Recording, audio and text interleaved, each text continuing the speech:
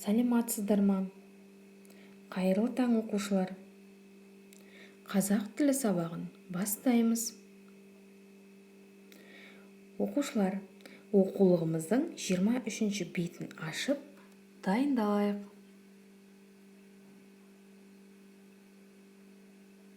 23-ші бетте 35-ші жаттығуға назар аударайық. Мәтінді мәнерлеп оқып шығайық.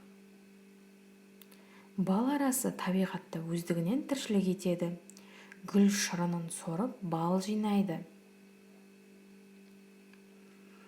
Адамдар бал арасын балы үшін қолда асырайды. Бал арасын еңбекқор жәндік деп атайды. Өйткені олар өте кішкентай екеніне қарамастан үлкен жұмыстар атқарады. Балалар, мәтінді мұқият оқып шығыңыздар. Оқушылар, мәтінде не туралы айтылған? Жарайсыңдар, мәтінде ара туралы айтылған екен.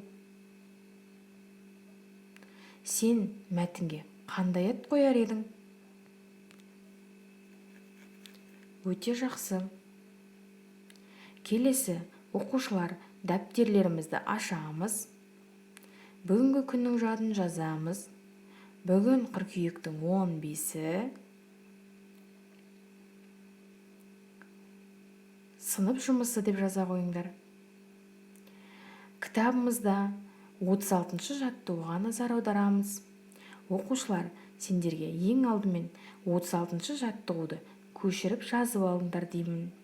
Одан кейін, жазып болғаннан кейін, мәтін ішіндегі пайымдау мәтін бөліктерін тауып, сызбамен көрсете қойыңдар.